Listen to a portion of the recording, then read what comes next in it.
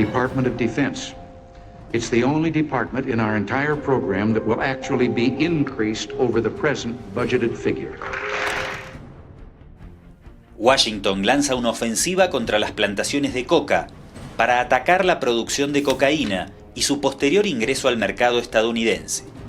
Durante más de 20 años, la potencia del norte condicionará la política interna boliviana bajo la excusa de controlar el narcotráfico.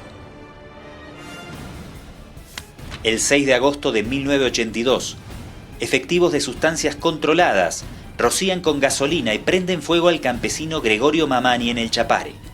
Este asesinato marcará el inicio de la represión sistemática en el trópico de Cochabamba. Un joven observa indignado el asesinato y se jura luchar por la justicia y la soberanía. Es Evo Morales Ayma y está a punto de cumplir 23 años. En 1983, el gobierno democrático de Siles firma 2 decretos de carácter reservado, en los que se compromete a crear una fuerza de élite especial de lucha contra el narcotráfico financiado por Estados Unidos y un programa de erradicación de la coca. Nace la UMOPAR como instrumento represivo. Popularmente se los conocerá como leopardos. En La Paz, Siles no logra dominar la economía. La inflación es incontrolable. Fuertemente presionado por la embajada estadounidense, el gobierno de Siles ordena el ingreso de la Fuerza Especial de Leopardos al Trópico con el objetivo de establecer el orden y el imperio de la ley. El 10 de agosto de 1984, el Chapare es militarizado por la Fuerza de Tarea Conjunta de las Fuerzas Armadas. El Trópico queda regido bajo la ley marcial.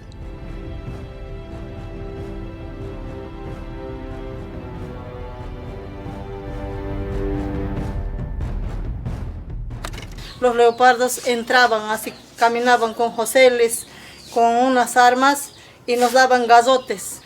Ellos entraban a la casa, a los gallinas se lo comían, a nosotros se lo botaban. Nosotros teníamos miedo, los helicópteros caminando arriba, teníamos miedo nosotros, no queríamos salir ni a la calle. Pese a la obediencia de Siles, los sectores más reaccionarios del Pentágono no dejaron de conspirar contra su gobierno. El gobierno de los Estados Unidos hubiera preferido otra alternativa en Bolivia.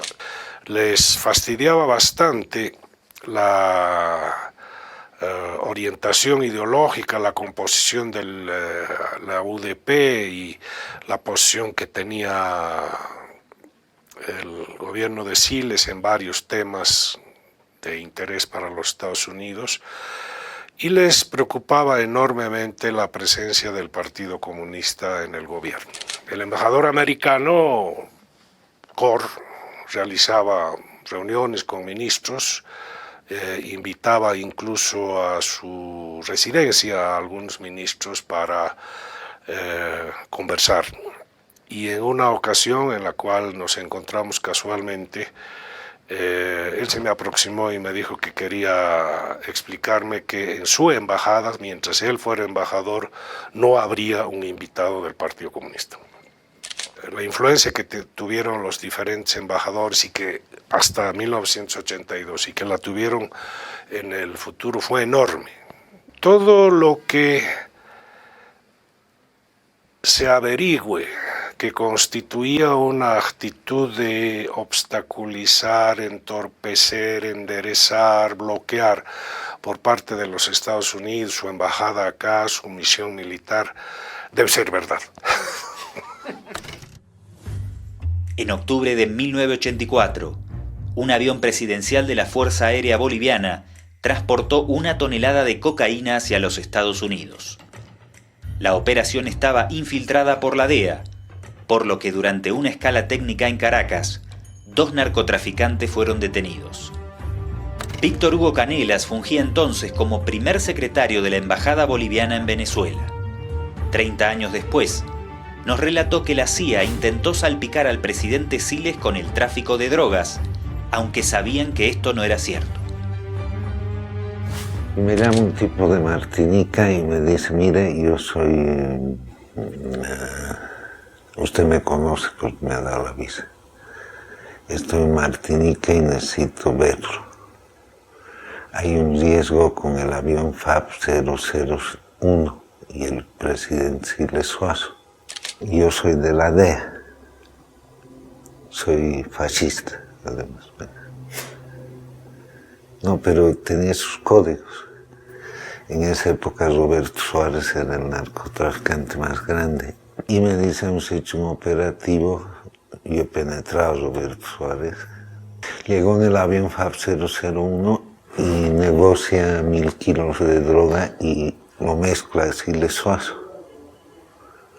Y dice, tantos millones tienen que ir para Siles Suazo. Y este DEA, siendo fascista, como había penetrado, me dice, yo sé que no está metido Siles Suazo,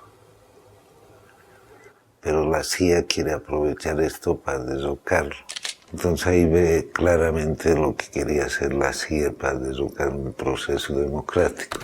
El hecho de tender trampas es la práctica más frecuente en las instituciones norteamericanas. Lo siguen haciendo hoy día, lo han hecho en el pasado y con fines políticos tratan de involucrar a determinados personajes, dosificando cuando les conviene, cuando no les conviene. Esa es una cosa que ocurre en todos los países y no hay que extrañarse, ¿no? Estados Unidos es partícipe necesario en otro intento desestabilizador más violento. Oficiales del ejército ingresan a las recámaras de la primera dama y el señor presidente y obligan al primer mandatario a vestirse y acompañarlos sin ofrecer resistencia ninguna.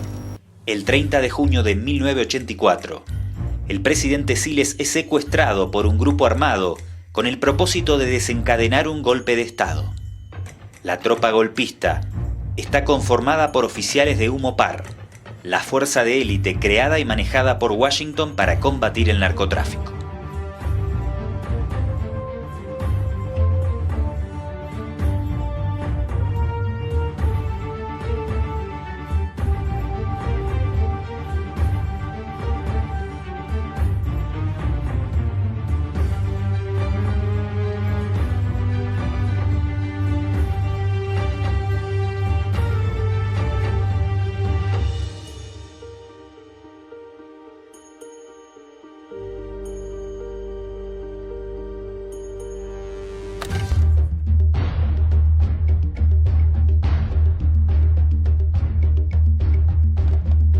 Durante la década de los 80, Bolivia ocupaba el primer lugar entre los países productores de coca para el narcotráfico, por encima de Colombia y Perú. La promocionada lucha contra las drogas, impulsada oficialmente desde Washington, no era más que una fachada para justificar la intervención en los países andinos. En la práctica, la Casa Blanca promovía la producción de cocaína para sus necesidades geopolíticas. Esta es la historia que no nos contaron. Damas y caballeros, nuestro próximo presidente, Ronald Reagan. De noticias. Gana Reagan. Una victoria republicana avasalladora. El 20 de enero de 1980, Ronald Reagan llega a la presidencia acompañado de un equipo de inteligencia ultraconservador. Ese equipo era liderado por su vicepresidente George Herbert Bush, quien había ocupado la dirección de la CIA en 1976, y por William Casey, quien fungiría como director de la Central de Inteligencia.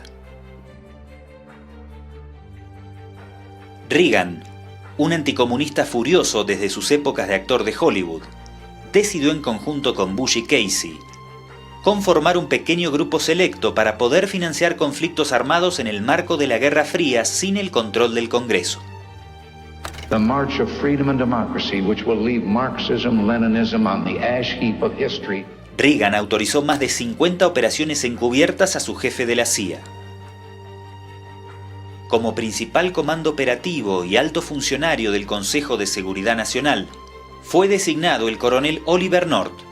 Su misión principal era apoyar a la contra nicaragüense con el propósito de derrocar a la revolución sandinista. El 1 de diciembre de 1981, Reagan firma un documento clasificado que autoriza al director de la CIA a apoyar y conducir operaciones paramilitares en contra de Nicaragua. Los contrarrevolucionarios armados por Reagan recibieron el mote de Freedom Fighters, los luchadores por la libertad. We have an obligation to be of help where we can to freedom fighters and lovers of freedom and democracy from Afghanistan to Nicaragua.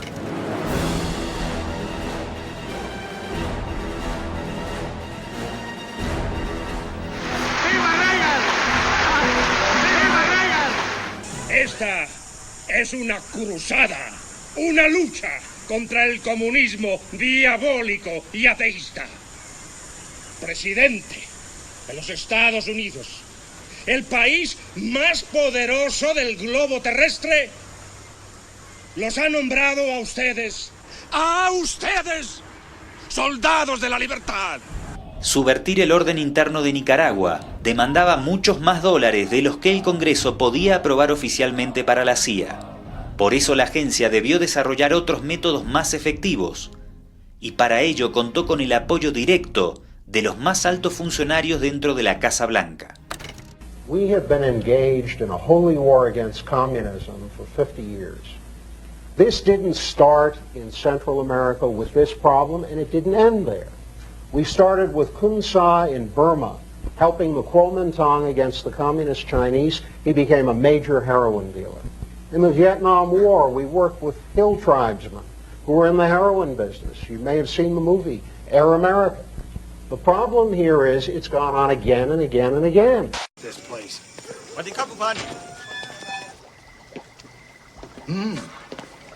This stuff's good. Really good, Major. Do you want to try some? With all due respect, General, I'm not here for a taste test, okay? I am here to ask you again, please, let's shut this lab down for 1 week only, just while the Senator is here. Then you and me be poor men and cannot pay for war. If we don't sell heroin, then no money to feed my soldiers. What you've got to remember, Ms. Landreau, is these people have different values than you and I. But the nice part is, we're all pulling together for the same cause. The same cause. General Sung's only cause is General Sung.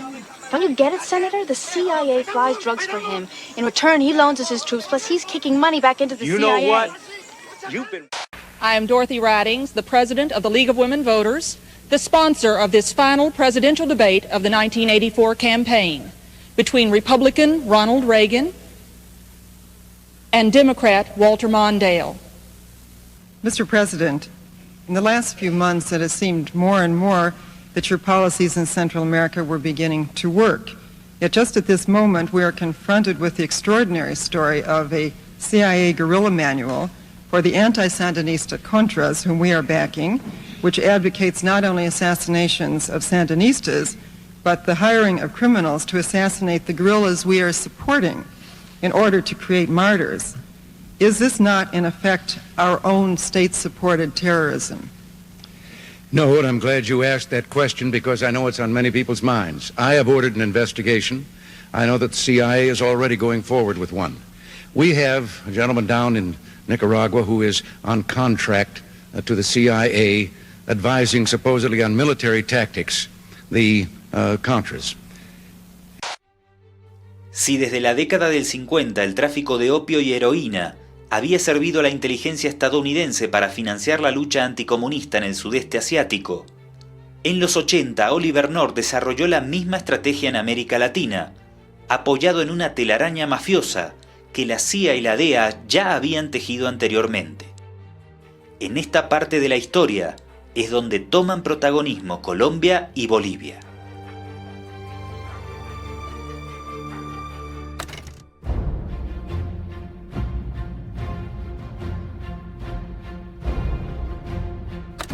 Roberto Suárez era el narcotraficante más importante del país y dominaba tanto la cadena de producción como la comercialización internacional. Su fama era mundial, por lo que en 1983 llega a aparecer en la pantalla grande de Hollywood como personaje en la película Scarface. En la cinta, Roberto Suárez es interpretado por el actor Paul Shenar, quien en la trama recibe en el departamento de Cochabamba al protagonista Tony Montana, el célebre Al Pacino.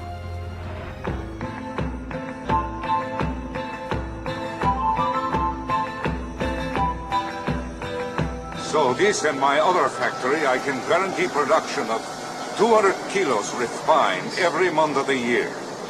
The problem is I have no steady market. So basically what I'm looking for is somebody in the States who can share the risk with me. He was an informer for the police.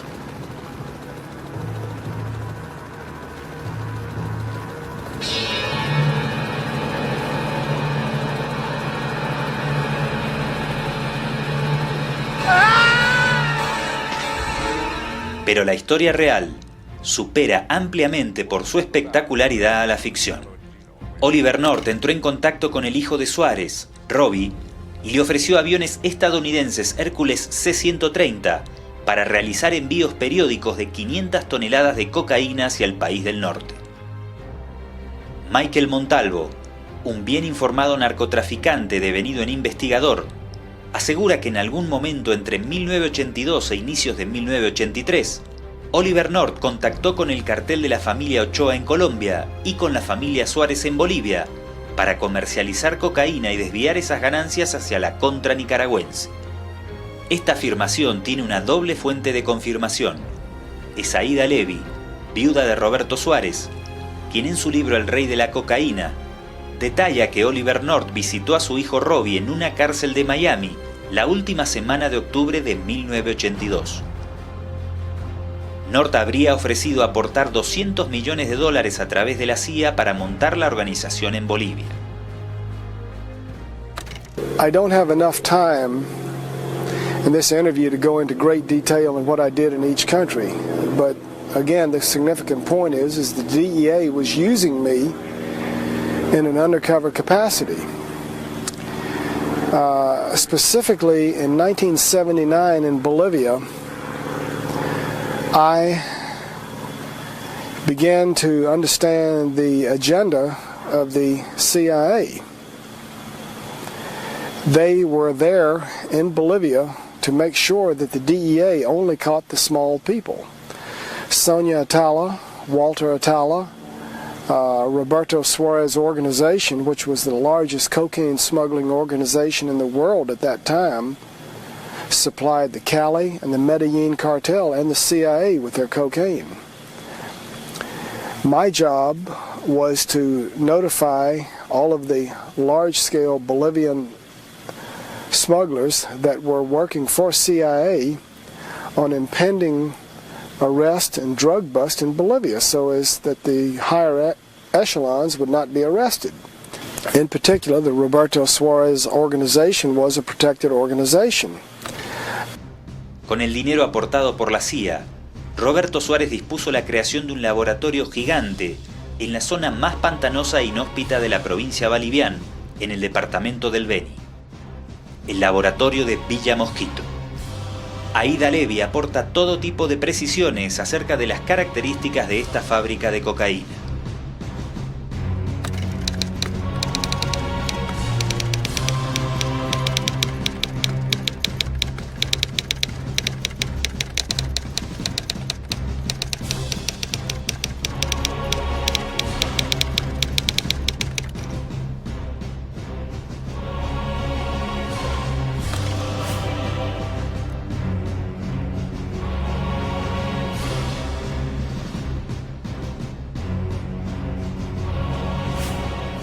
En octubre de 1983, North almorzó en el Hotel Astoria de Santa Cruz de la Sierra con Robbie Suárez, 2 coroneles del ejército boliviano y 2 agentes estadounidenses de la DEA.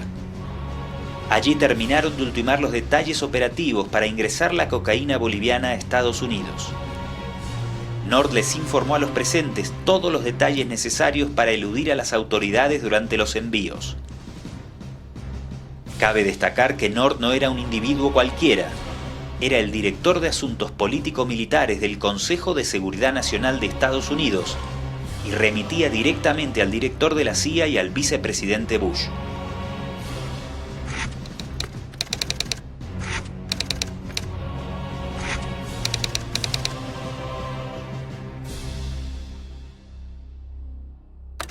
If to catch the cocaine was never intended to reach the U.S. It was going to be sold to undercover agents.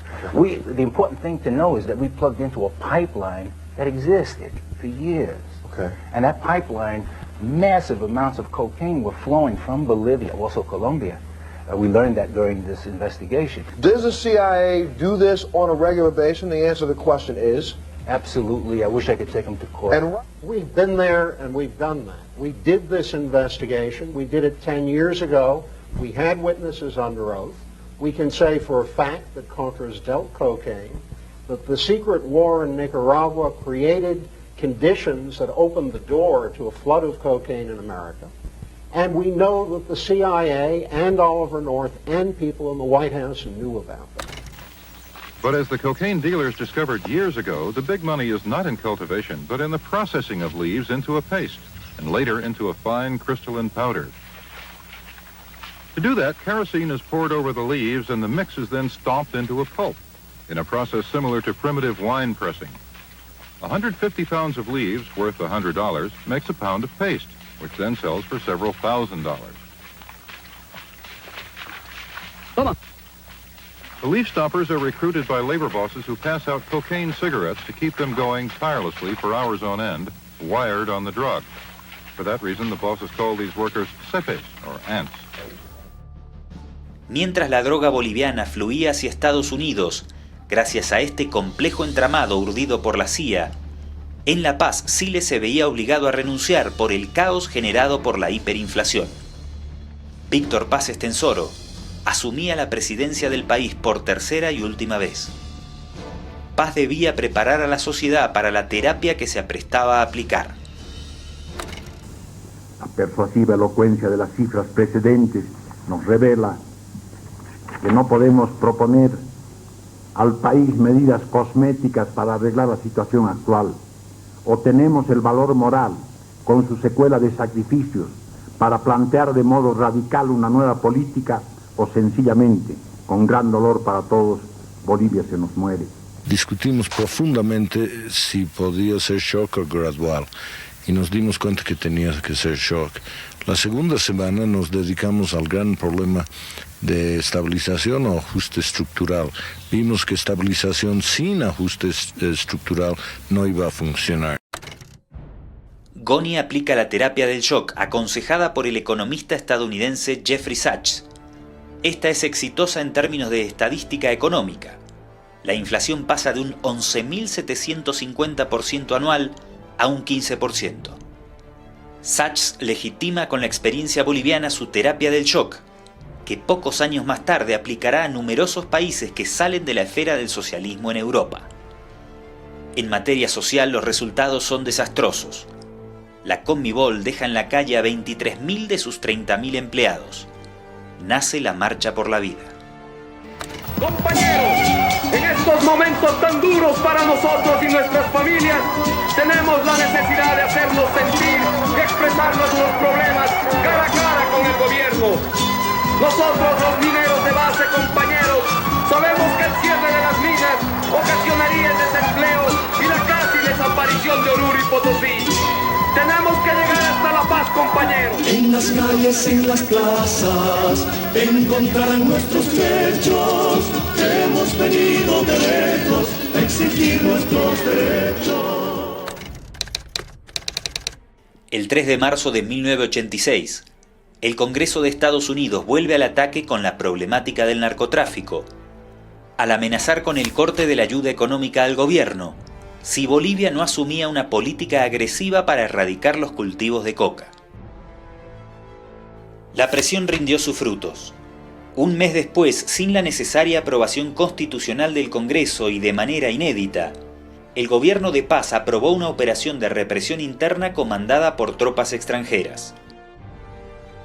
Para el mes de julio, 160 oficiales del ejército estadounidense comenzaron a operar en Bolivia, con la declarada intención de ubicar y desmantelar laboratorios de cocaína y plantaciones ilegales. El hecho despertará el repudio de amplios sectores sociales.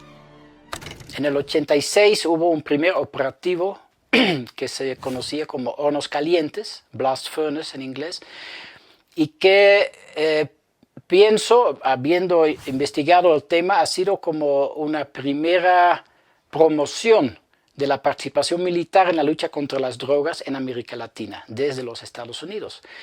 Y esa fue la tendencia que después también se mostró en otros países. Yo pienso que en ese sentido Bolivia ha sido como el conejillo de Indias, ¿no? en esa promoción de la participación militar. Paradójicamente o no, durante la operación Hornos Calientes se van a concatenar una serie de hechos que, lejos de evidenciar la voluntad por parte de Estados Unidos para combatir el narcotráfico, denotan una vez más su complicidad en la producción y comercialización de la cocaína.